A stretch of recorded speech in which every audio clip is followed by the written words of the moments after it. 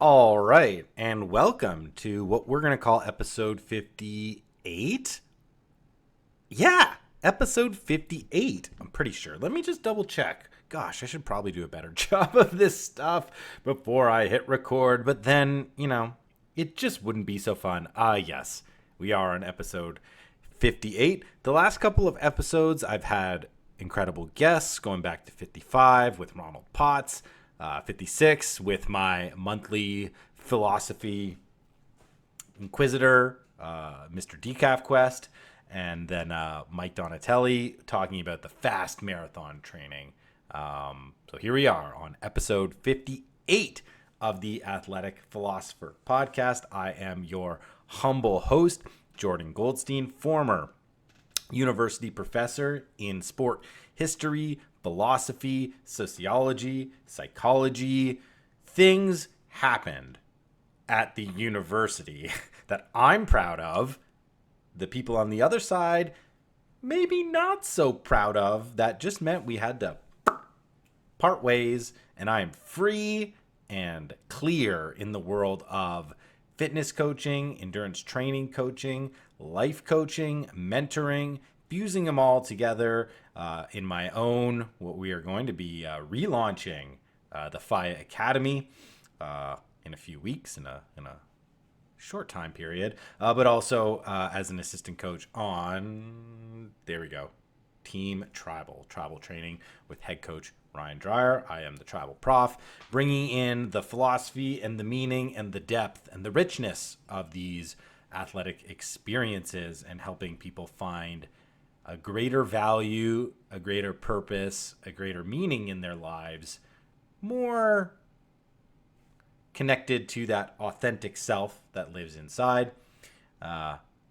bringing that out of people through fitness, exercise, sport, competition, and athletic training. So if you like what you hear from me and think I need to get me a little bit of that guidance, well, I have coaching spots. I'm opening up a brand new coaching group. As I just mentioned, I'm relaunching my academy, Phi Academy, which is an online digital academy where I will be teaching exactly how you can infuse your life with greater meaning by aiming at your potential through sports and calibrating it all, tying it all through the power of love and into and through your heart.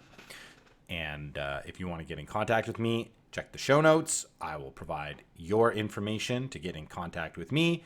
If you want to inquire about what I do, who I help, how I help, and all of those beautiful things, or if you're interested on Team Tribal, I'm not good with this mirroring thing. If you're watching, I'm always trying to point to the things that are behind me, but it's a mirror, so I'm always on the wrong side.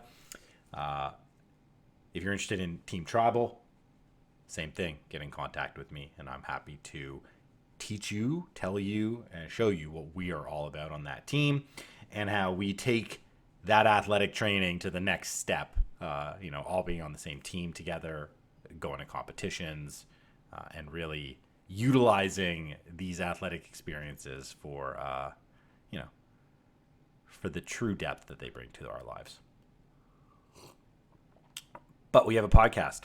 And episode 58, we're going to return to me having a very loose topic, a very loose idea of what I want to talk about, and just seeing the podcast emerge through, it's not really a dialogue, it's a monologue, I understand. But, somebody out there is listening. I see the download, so somebody's listening. And I appreciate all of you who listen. Love right straight from my heart.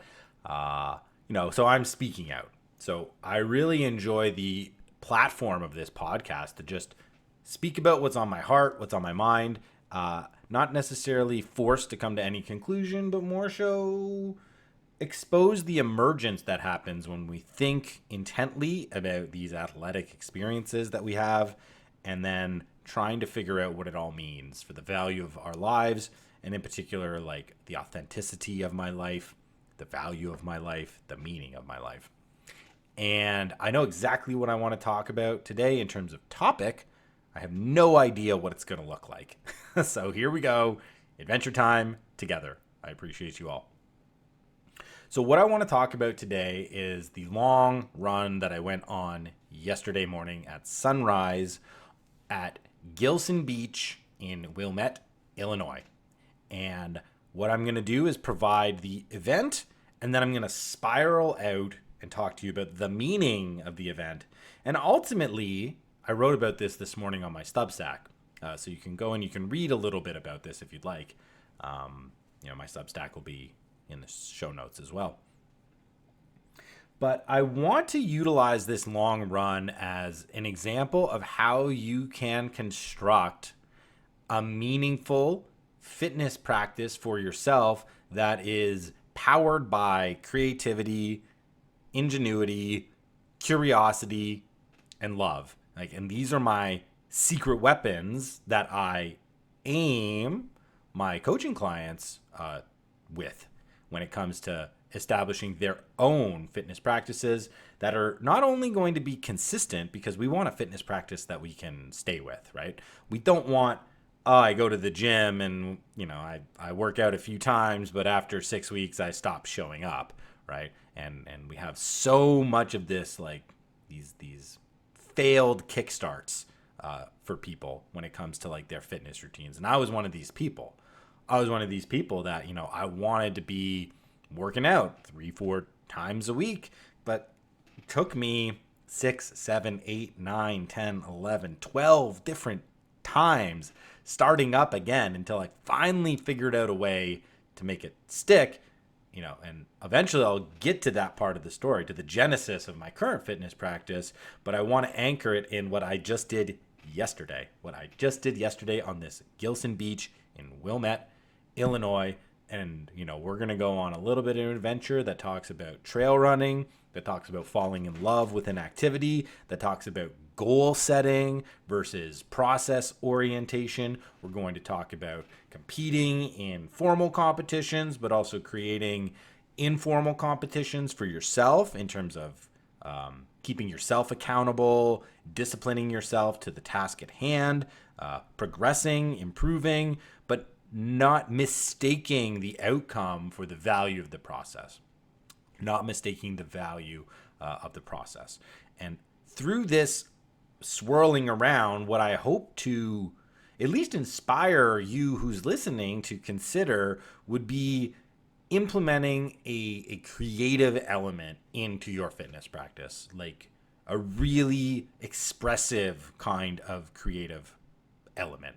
Not just, I'm going to switch up the music, or I'm going to work out in a different place, or I'm going to try a new machine, which these are all good, and these are all good individual steps. But I'm talking more about connecting the entire practice to you as an expression of yourself. So it's like, if I'm a musician, it's not the one song that I play, it's the years of practicing the instrument, of dedicating myself to the craft, of improving my technique and skill so that I can improvise, so that I can riff, so that I can be like a jazz guy or a blues guy or a rock guy or whatever, a country guy. I can walk into open mic nights and I can play different styles because I have this experience and I have this passion and this love.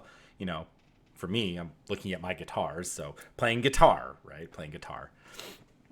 That's what I want. I want you to think about your fitness the same way artists think about their artistic and creative products and their process for creating them, what they actually produce, and then what it means once those are kind of like released on out into the world. I really think like your workouts should be very similar.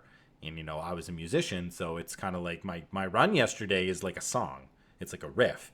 It's a way for me to express something that matters deeply to me in a way that reflects who I am and brings about the best parts of my character that I want to be known by and that I want to hold myself accountable to with a high internal standard of conduct.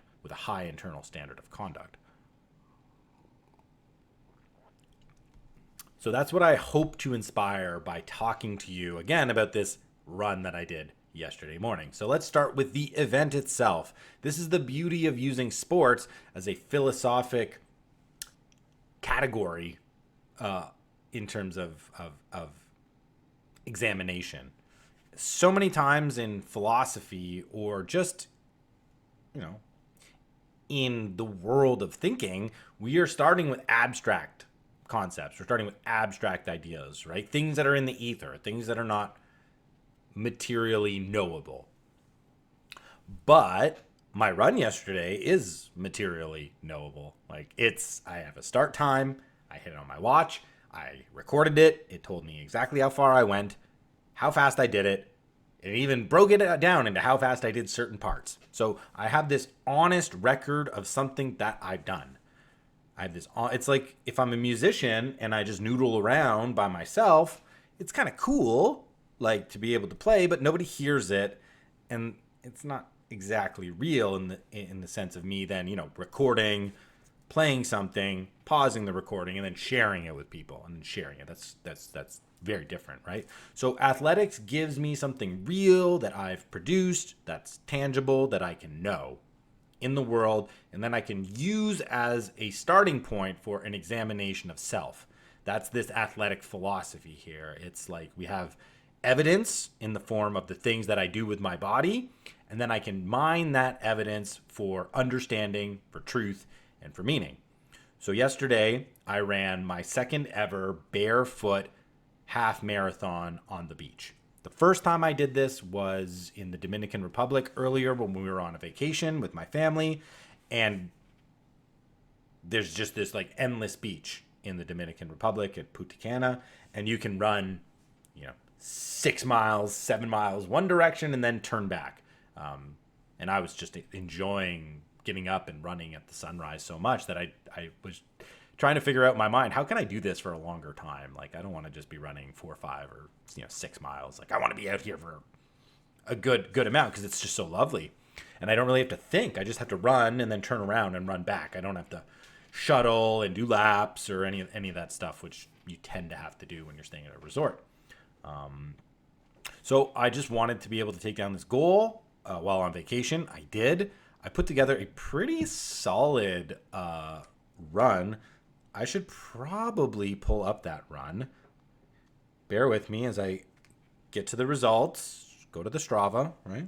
The truth is in the training, which means I can go back and I can check it. Let me see. We'll go to my activities. Might take too long. Yeah, it's not loading. I don't have great service down here in the dungeon.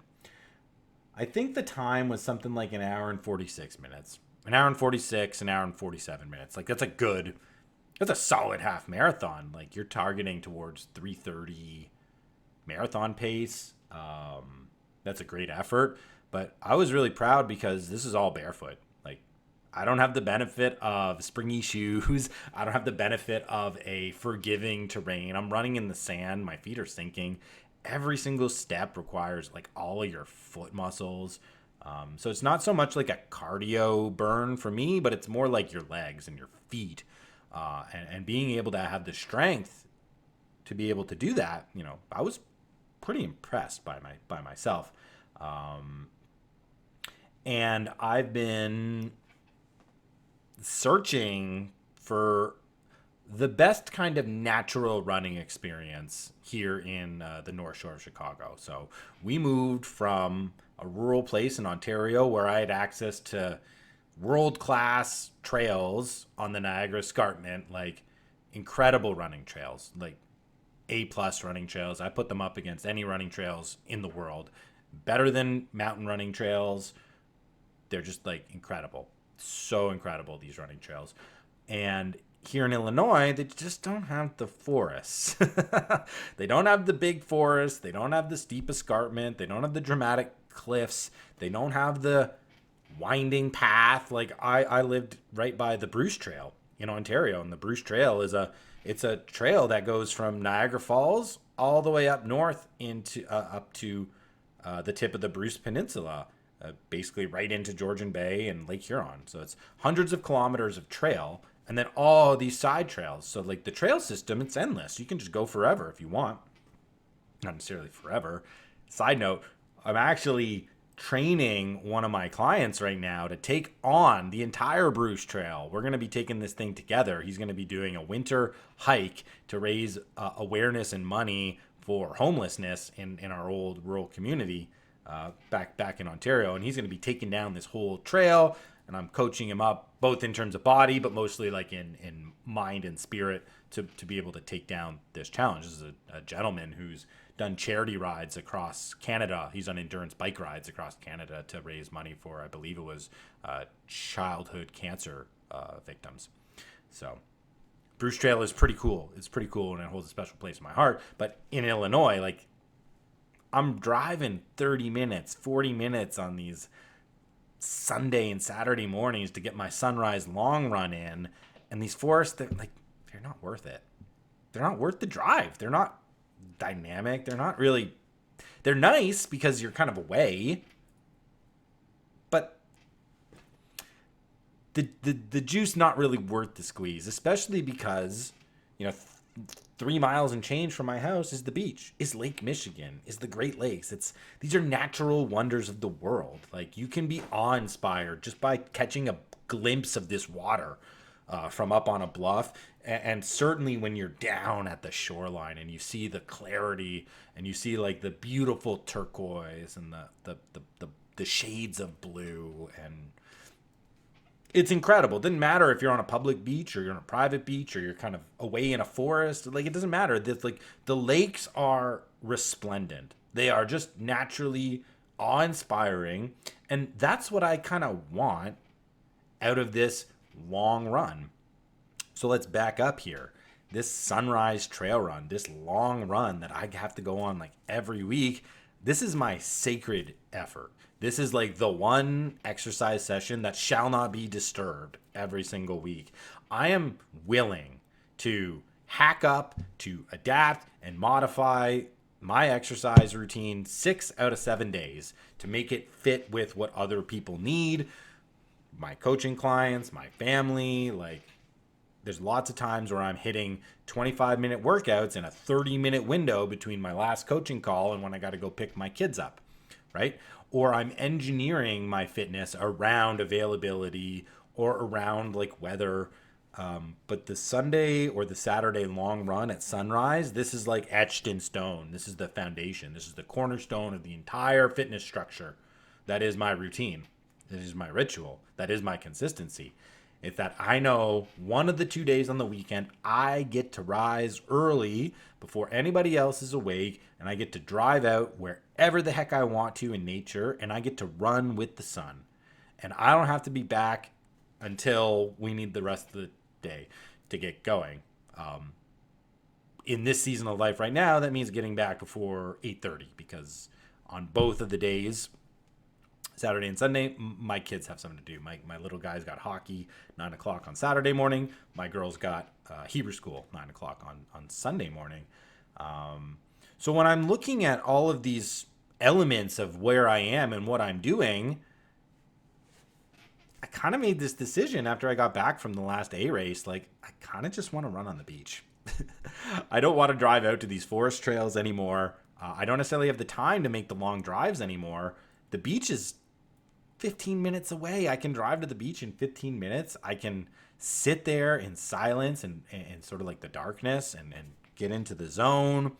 This Gilson Beach, which I was kind of blocked out from in the summer, I don't know, I'll just mention that in just a minute. It's got like basically a mile of beach. You're not going to find a mile of beach in Chicago where you can run that's not sort of broken up into little smaller segments, because the beach is owned. You don't get to go to the beach here. What are you talking about? The beach is owned. So I was running at Gilson Beach starting in, I think it was February or March. I decided, hey, there's this beach that it's close to my kid's school. Why don't I go and start doing some sprints on the beach in my bare feet? It's freezing cold. That's adapting to nature. And hey, I'll get nice and warm, and then I can cold plunge into the lake, which I think at that time was like in the 30s. It was freezing cold. The coldest water I've ever touched in my life. Whew.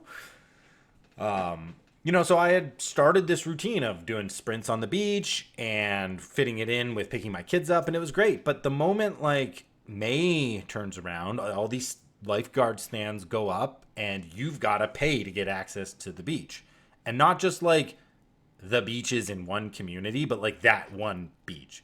So Gilson Beach is in Wilmette, and there's all these different beaches in Wilmette. But if I want to go to Gilson Beach, I have to become a member of Gilson Beach. And if I don't live in Wilmette, then I'm going to get charged a gigantic non-resident fee. And it works this way for all the beaches on the North Shore. So I wanted to go do these sprints, but it would have been like buying a second gym membership. Well, actually at first, because I don't have a gym membership.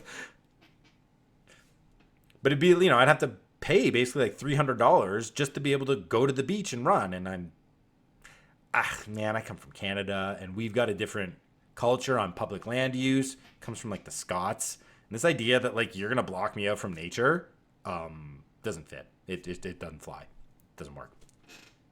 I'm not interested. Not interested in paying for nature. I kind of had to do that because, hey, I want to go to the beach and I want to take my kids to the beach. And this is one of the beautiful natural things that we get to do here in Illinois that we didn't have direct access to back where we lived. I mean, we could drive whatever, like 40 minutes and you're at the beach, or you drive like 45 minutes north and you can be in Georgian Bay.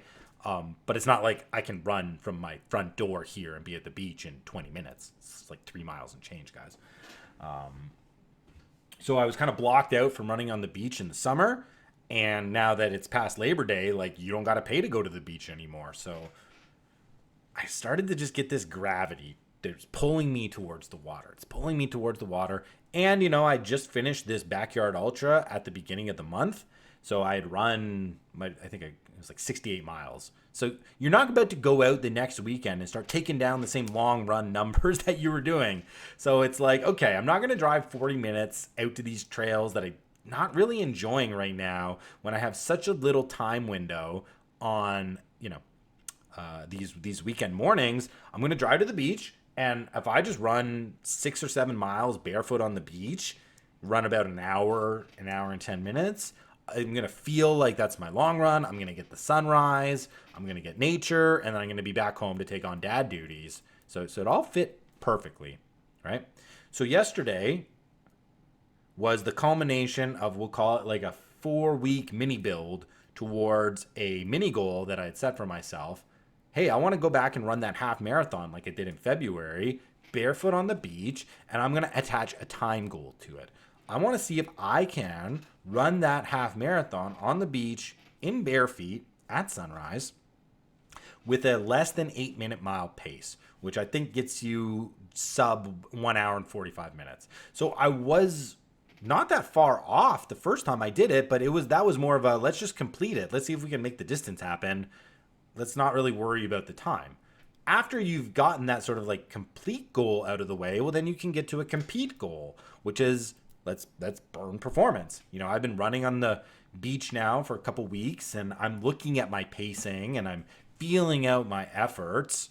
And I just think that this is an appropriate chance for me to go for this goal. So I had one run. It was 2 weeks ago. It was on a weekday, and it was before I went to go pick my kids up from school. So I'm running on the beach, and I'm like, I want to run for 5 miles. I want 5 miles, and I want to see if I can have that 5 miles be, it was either 5 or 6 miles, 5 or 6 miles underneath this pace. And I'm just sort of running, and I'm not really paying attention to my watch too much. I feel myself getting faster, and then for the last mile, I look down. And I want to see like, hey, am I in range? Like, can I hit that goal? And I look down at my watch and I need to run about 45 seconds. I've got 45 seconds over the target. So let's say it's 5 miles and I need to hit, under 40 minutes for this 5 miles. I probably should have this run here and it's in my Strava, but you're just going to have to trust me. You're just going to have to trust me on this. And I look down and it's like, okay, so I got to basically run like a 7:10 mile barefoot on the beach. Let's make it happen. So I just, boom, feel my like pace increase and my cardio's there, my leg strength is there, and I smash that. I think my time was something like 7:09 for the minute mile. So I was able to get the goal that I wanted, and I'm thinking, okay, this was maybe a stretch goal that I was going to try. We're going back to the Dominican. I'm like, I really want to try there to get under 8 minutes. But I'm just seeing, like once I'm sort of recovered fully from the big, gigantic backyard ultra we did a month ago, I think I can go for this goal. So the mini goal emerges out of the process. And the process is I need this sacred effort to be in as naturally and inspiring but logistically appropriate place as possible. So the mini goal is just simply related to my life and my process of fitness. And my process of fitness is this creative expression of self where it's not, I need that exact thing. It's about recognizing the elements of the thing that I need. I need certain components. And if I can extract out those components, then I can reconstitute and reconstruct in a different activity that's actually more meaningful and more appropriate and expressive. So it's like when I moved to Chicago, the idea wasn't, all right, we're going on long beach runs. It was, I need to find a forest. I need to find trails that are rugged in elevation and that are relatively long because I need to be doing the thing that I was just doing back in Ontario, right? I didn't have this fresh slate idea. I wasn't wiped clean from the way I was training back home. But, with a little bit of experience now here, I'm just recognizing the long drive out to the trails not giving me what I need. It's not meaning as much to me because I am foregoing a place of even greater beauty that's closer to me for this ideal of what I used to have, So the components of the sacred effort, they identified for me where I needed to go next, right? And that was to the beach. Now, let's zoom back in time. What is it about this like half marathon distance? What is it about this trail half marathon that's so alluring? Because this mini goal is connected to that run in February. So what's that run in February connected to? Why was it a half marathon that I decided on my vacation at an all-inclusive resort in the Dominican, hey, I want to go run a half marathon in the morning before my family is awake? Well, it's because the trail half marathon had become my standard. That had become my distance. That is like my benchmark when I go out and do my long, sacred effort. And this had been established through, 10 years of trail running, slowly getting faster, slowly going longer until that was my standard.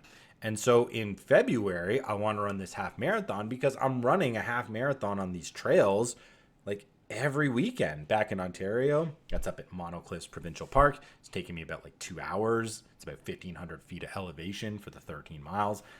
And I'm able to use like that track as a gauge of, I don't have the legs to push today. Let's aim for a 2 hour and 5 minute half marathon. I got cardio and I got legs. Let's see if I can get to 156. Like if I can get to sub 157 or 155. I have these understandings of what that performance looks like. So that February run from this year on the beach in the Dominican is tied to all of those training half marathons that I'd been doing. And why was I interested in this like 13.1 mile distance? Because it could easily be 12 miles. It could be 14. It could be 15. It could be I just run for 2 hours. It could be I just run for 2 hours and 15 minutes. What is it about this 13.1? Well, it's this kind of mystical number. This mythical number that had always stood out to me in the trail running world because, let's zoom all the way back now. When I started trail running, right, and trail running is the thing that solved the consistency problem for me. Like if we go back to what I mentioned earlier on in this podcast, I had struggled so often to find consistency in fitness until I found trail running because I just instantly fell in love with it. And I was like, I just have to be doing this. I want to be coming out to this trail and running every day. And that's not realistic. So I need to come 2 to 3 times a week. But if I'm only running 2 to 3 times a week, am I going to get better? Or is it I'm just going to kind of be slow and it's going to beat me up? I should probably cross train on the days in between when I'm doing the running, right? So the love of the activity constructed my entire routine. And when I was starting out, I was going with a buddy and taking him with me every once in a while. And he told me about one of his coworkers who would come out to this exact same forest, and we would run this maybe like 7.5 kilometer out and back. And that was like, oh, that was so long and difficult back then. And I remember him telling me about his coworker who come out and said, yeah, you know that out and back that we do? He comes and he does that like 4 times. And like he says he doesn't even bother coming out unless he's running a half marathon on the trail. And I thought, a half marathon on that trail, not a road half marathon that's kind of flat and predictable, but like an up and down and sides and winding half marathon. Like, you got to be a killer to be able to do that. Like, that is some high level benchmark. And I'd always just kept that 13.1 as this future oriented goal that I would like to hit at some point. It wasn't urgent. It wasn't like I had to get there 1 year after I started. It was more just, I know that I'm going to be like a certain level of trail runner when I can take down that 13.1 distance. And it's not this gigantic big accomplishment, but it's just kind of like just like my normal routine, just like that guy who I thought was like this superhuman. When I heard about that, I was like, what? Some guy comes out and runs here for like 2.5 hours and that's what he loves to do? I'm like, that's crazy. And I was in love with trail running and I still thought it was crazy, right? So this 13.1 distance, this has always had this kind of imaginative hold on me, this creative hold of, could I really over time forge myself into the person who could go out and just carve up a forest for a half marathon and then get on with his day? Like, I remember the very first time I tried to run that distance in the forest. It was at Mono Cliffs. This is probably like 6 years into trail running, 6 or 7 years into trail running. And I remember going for that 13.1 and I was wrecked. It was so hard and it took a lot out of me. And I probably laid on the couch all day and it was just like, like I'm spent. I don't think I had kids then. So it was okay. But, over time with this components of the sacred effort being, I'm still going out and running at the sunrise. That was a byproduct of me living in Toronto. About 2 years after I'd fallen in love with trail running, we moved to Toronto, the biggest city in Canada. And you think, well, there are no trails. How are you going to run? But there's this gigantic, beautiful urban park that without traffic, I could drive to on the freeways in about 20 minutes. The problem is there's never not traffic during the week. And so if I wanted to go trail running, it just didn't work with my schedule because I'd be stuck in like 50 minutes of traffic both ways. And at this time, I'm only running like the 40 minutes. So I'm driving like 2 hours to run for 40 minutes. And it's just not a great use of time, even though I am just a PhD student. And once I get my writing done for the day, I have all this time, but I'm not interested in wasting my life sitting in traffic. So this started to create the actual components of the sacred effort. It's like, well, one day I would just want to beat the traffic.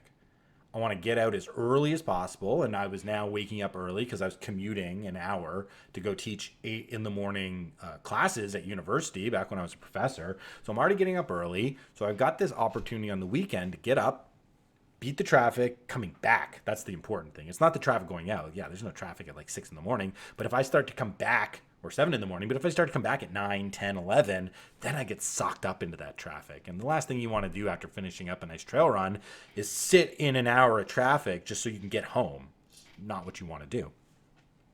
So I just started to construct this sacred effort of the long trail run around sunrise, right?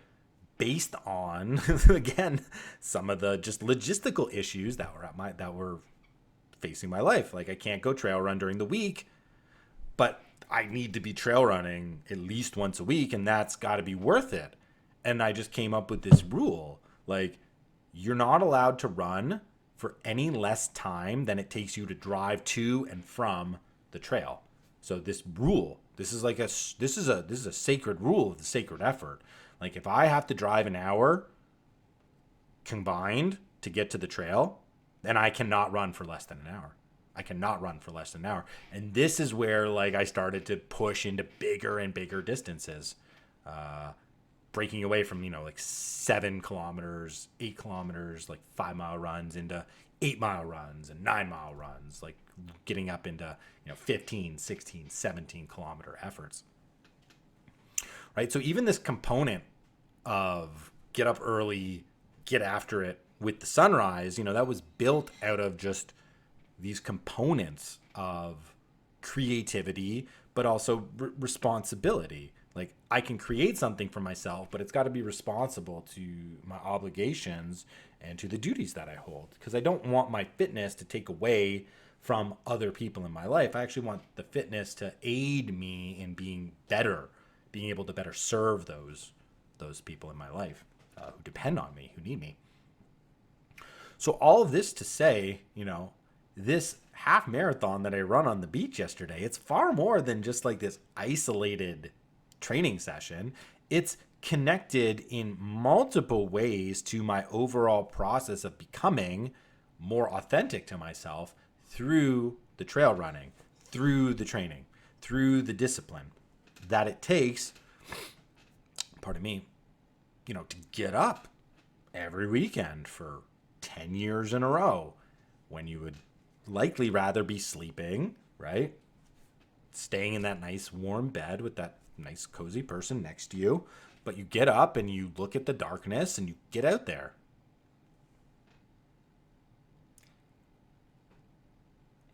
Why do you do this? Why? Well, because it's a proclamation of who you are. It's a proclamation of what matters to you. It's what means something in your life. Because you end up knowing who you are. You end up knowing who you are, right? In order to know who you are, you have to do the things that confirm who you are. Like, there's a paradox between being who you are and acting who you are. Like, I can just do things, and by doing them, I can create identity, and I can create inertia, and I can create character. But if I don't do the things initially with some kind of character, with some sort of greater authenticity, then am I just doing them in isolation, and do they actually mean anything? Like, it's a tricky little wheel. It's a tricky little paradox wheel when it comes to meaning. And the way we can get around this is not by trying to get to the start of the paradox, because you'll just get churned up by the swirl of the paradox. You try to get to the start. What I can do is bring my intention as an inflection point. I can bring my intention as an inflection point into the paradox. So if I intend for my actions to confirm who I am, then what I want intentionally is to bring my character into everything that I do. So I simply have to be who I am. I have to be who I am. I have to trust who I am. I have to trust my character. And then all the things that I do will effectively be a confirmation or a validation of that character. So the running becomes a creative expression. The running becomes an artistic expression of self-discovery, of self-potential, and of self-knowing. Now, love is the critical factor and component in all of this, because if I don't love what I'm doing, that means it's not internally driven, which means it's not character laden. Like, it's external. If I do it for an external reason, I might be acting in a way, and the acting may over time tilt me towards the character, tilt me towards the inner, but it's not as likely. And it's not as, we'll say, deep as if I'd started from the character position. If I'd started from the character position, then I have a much better chance of all my actions reflecting my character, as opposed to hoping that the actions will somehow influence my character, right? I hope that you can see that there's an important distinction between those two. There isn't a very important distinction between those two. So for me, it's like the trail running. Why should I even bother with this thing as a creative outlet? Why? Well, because the first time I did it, I fell in love with it. I just wanted to do it more. I wanted to get better. I wanted to get faster. I wanted to get stronger. And I could care less if anybody ever knew about it. It was just something that was for me. It was internal. It was internally motivated. A good way to think about all this stuff, guys, is that the external is really only around. It really only exists to reflect back into the internal.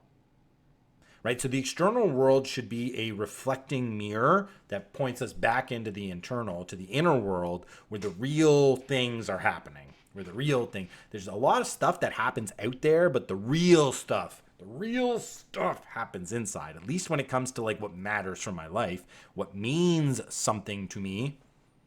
Nothing from the outside matters as much as what happens on the inside.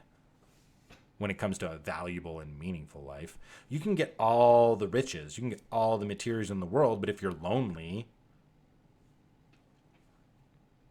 if you're unhappy, if your life has no value other than just the money or the things that you have, you're not going to be a very happy person now, are you? You're not going to be leading a very good life. You'll have nice things,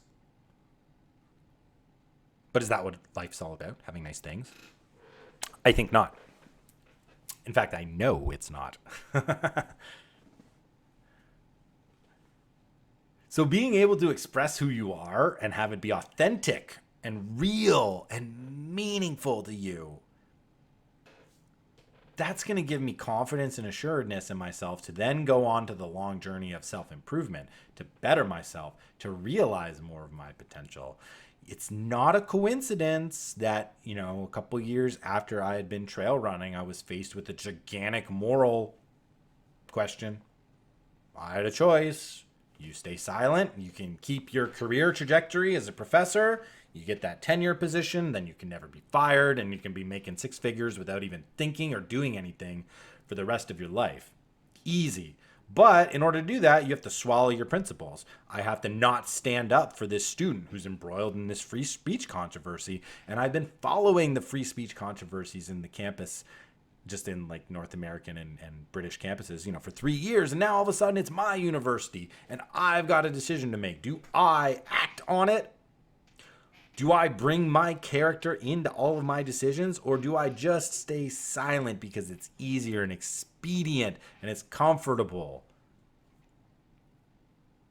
Well, I'm not at the university anymore, guys, so you can guess what decision I made.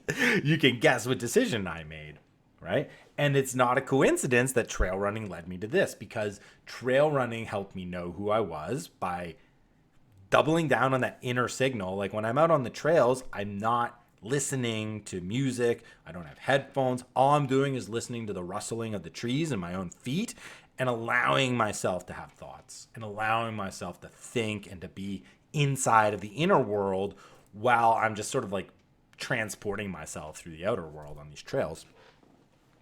So trail running gives me a sense of strength and assuredness in who I am, that my character is a courageous, principled, honest, compassionate, righteous, all of these virtues that I want to be known by. I can actually see myself embodying them in trail running and doing it in this particular way where I'm doing it for my own reasons. Like I didn't get into any external race for the first 9 years of my running. I couldn't care less. I couldn't care less about proving myself to other people. What I wanted to do was keep showing up for myself, to keep knowing myself through the process. And that just made it more fun. And that gave me the challenge, and that gave me the discipline, and it gave me the curiosity to create these sort of like emergent mini goals that just kept me getting stronger, faster, with more endurance and more fortitude. And then, lo and behold, now I've been building this character through the things that I've been doing, so that when I really need to act on that character, it's automatic. I don't have to go searching for what I need to do. I just need to tap into that inner signal that I find every single weekend out on the trail. Like I've got this like speed dial to my heart now. Like so many people in the world, they don't know what their conscience is trying to tell them because they're too busy trying to please other people, trying to be on this team or that team, or trying to consume a distraction that makes them neglect what they're hearing on the inside. Trail running is the opposite for me. It's like I get a megaphone to that inner signal, and then if I need to figure out like what's my conscience trying to tell me, it's very simple for me to get into it, and I can hear it. Now, it doesn't make it easy to act on what the conscience tells me, because the conscience always going to point you to that hard road, to that narrow road, to the road that is not the most expedient, but that the one that gives you true value in life, the one that gives you true value, which is honesty and truth and love and all these beautiful things. All these beautiful things. Where are we at here? 45 minutes. Nice. So ultimately, like, when thinking about this one little run and how you can spiral out all the meaning, it's because I've been consistently aiming my intention with exercise this way. Like, my whole routine has been crafted out of the heart. First with love, and then utilizing the space that I get to continue to listen to that inner signal. Like, love and enjoyment is the first kind of iteration of that inner signal. You know, this is why passion and doing what you enjoy is such an important component of my coaching. It's the first thing I tell everybody when they're trying to establish a new routine. I'm like, what do you enjoy? What do you want to do? What do you like doing? Let's start there. It's not the end. We may move away from that. We may need to move away from that, but it's going to be a very important door opening to that internal signal. What we need to be doing is finding the inner signal and amplifying it so that I can hear it. And I need to be giving myself courage and bravery so that I can act upon it. And the physical is so good because not only does it give me the space to hear the inner signal, it literally builds the confidence to be courageous and brave by doing the thing. So trail running makes me courageous because I have to run down a hill as fast as I can. I have to not die. I have to not trip on a rock or hit a root, right? Like, there's bravery that's involved. There's like this physical courage of overcoming the fear of falling and getting injured that will allow you to perform and run down the hill fast so that when I get to the bottom of the hill, I can maintain my speed and I can keep carving up the turns and I can get faster and I can get better. And I can have better agility and better balance and better strength. But I need to be, a little bit fearless.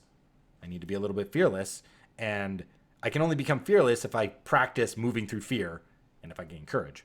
So I gain courage by doing the thing that I love with care and intensity and the appropriate respect for whatever that activity is. And then all of a sudden, I start to just work on this muscle of seeing the uncomfortable or seeing the struggle and recognizing that's the way I got to go. Like, that's the way I have to go.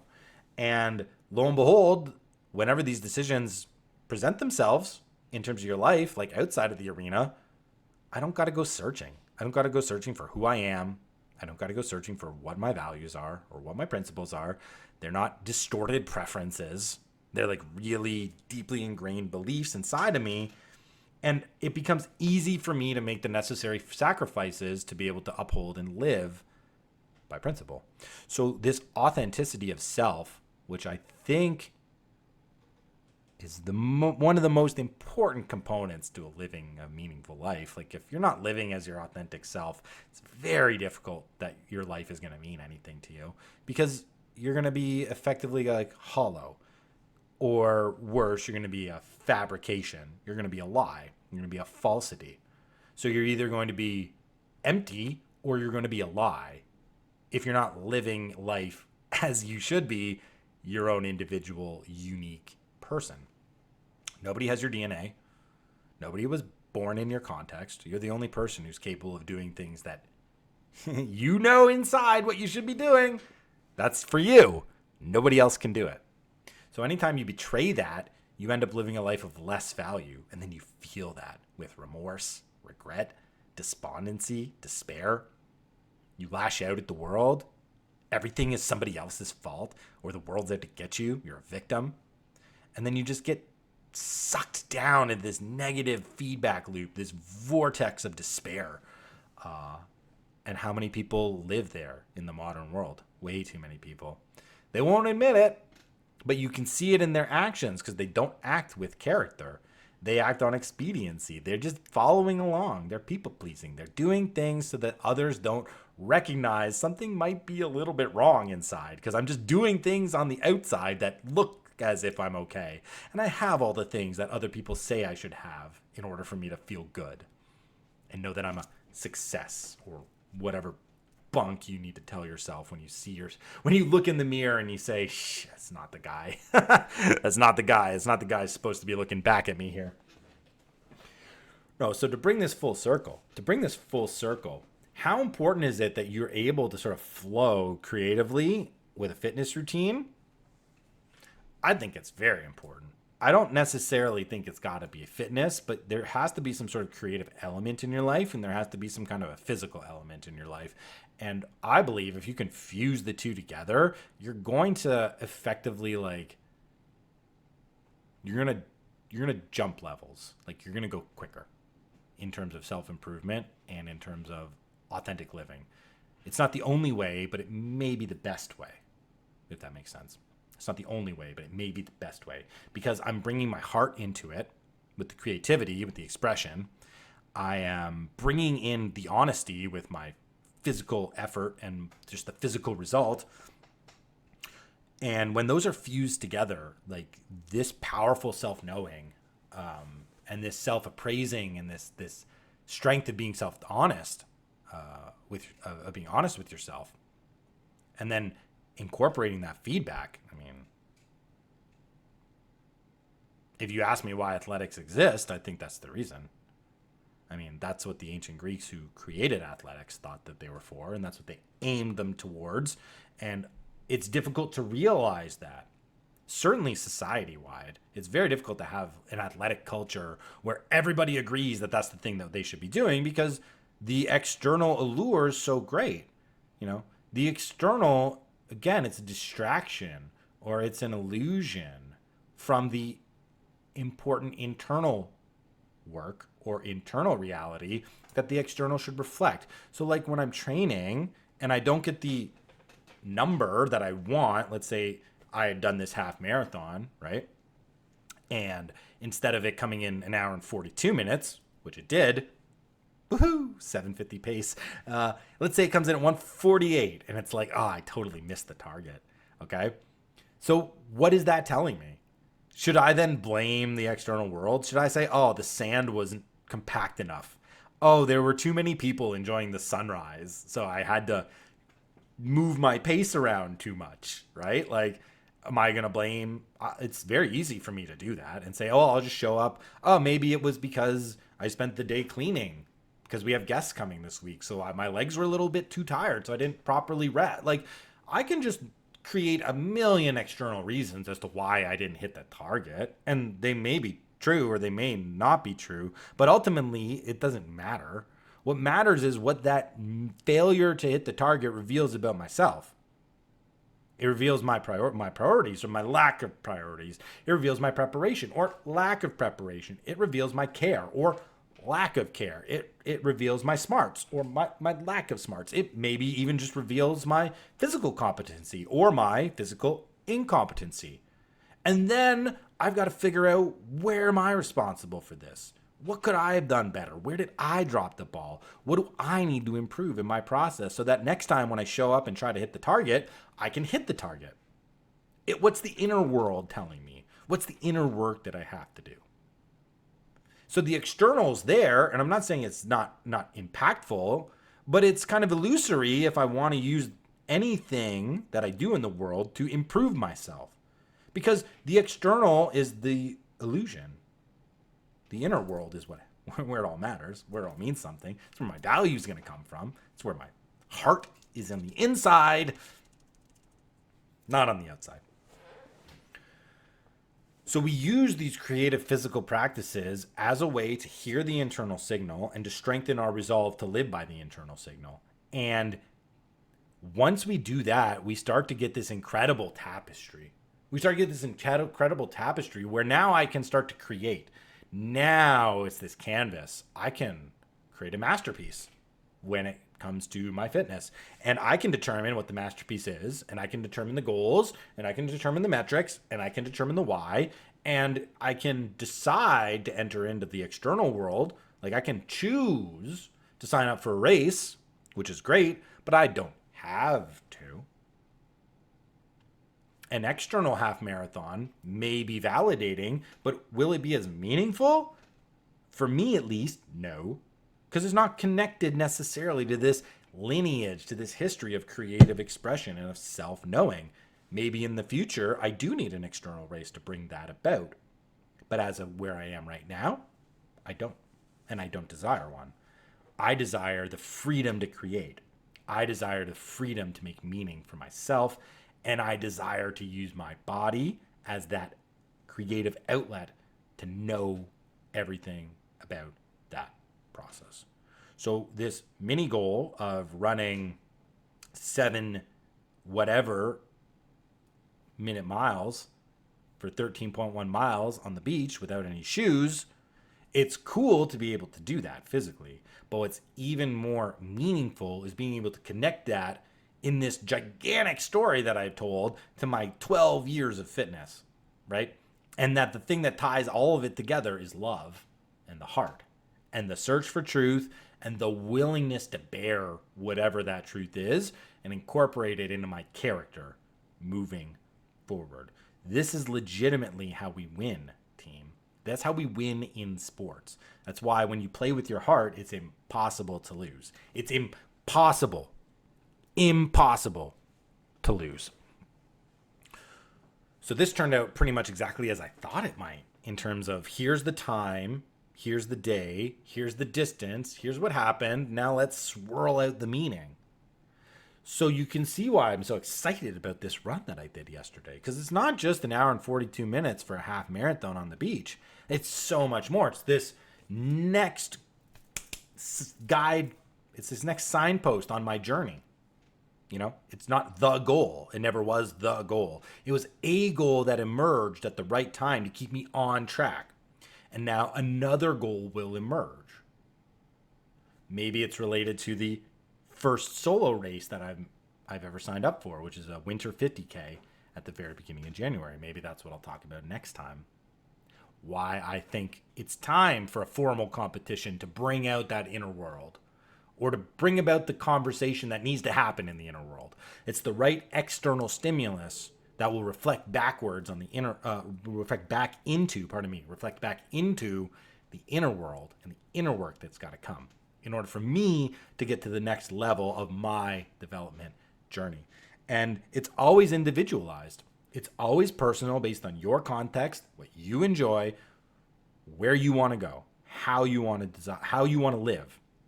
Because everybody's got a different rhythm of the heart. Ba-bum, ba-bum, ba-bum. It's all about the frequency. It's all about the waves. And we may be able to find a pattern, but my signal is not your signal. So we need to know your signal. We need to know what you enjoy. We need your enjoyment to allow values and principles to emerge, to hear the inner signal. Then we can make magic. Then we can make magic in the self-development world. We can also make magic in the fitness world. We can make magic outside with business growth, with relationship growth, right? This is where the transference happens. This is what allows you to transfer, because ultimately we're just working on that inner world. We're working on that inner world so that when tested by the external world, we can rise to the occasion, whether that be in a race, a game, or a moral decision that you will either regret or not regret, making one a right decision or a wrong decision. And I don't know about you guys, I don't want to live with regret of making the wrong decision at the moment when I needed to make the right decision. I'm fine to make mistakes. I'm fine for life to be messy. I'm fine, right, to figure it out as I go, except for matters of principle, except for matters of the heart, except for values. I need to be crystal clear. I need to know exactly what I value, what I will not tolerate. That makes the hard decisions of life clear. Which road I got to take. And I can resolve myself, and I can find solace and strength in the fact that I've made the decision and I know that it's pointed correctly from the inside of myself, that I am using the inner signal to guide the hardest decisions that I will ever have to make. And you want to talk about a life that ends up being meaningless? You gave away those decisions. You made the wrong choice time and time and time again, and you gave yourself away. And I don't want that. I want your heart strong. I want your conscience to be loud and clear so that when you have to stand up on principle, you can do it. Because that's what's going to mean something to your life. Whether that be telling the boss, I'm not working those silly hours anymore, creating a side hustle to give yourself freedom, owning up to your responsibilities in why certain relationships aren't flourishing in your life, whether that be with your spouse, your kids, your parents, your friends, your coworkers, whatever that is. These are the most important things. Standing up on the right side of the political aisle, whatever that is to you, just make sure you're not being tilted by the popularity or the social pressure to belong. Make sure it's coming from inside, not outside. The external's the distraction, the internal's where value happens.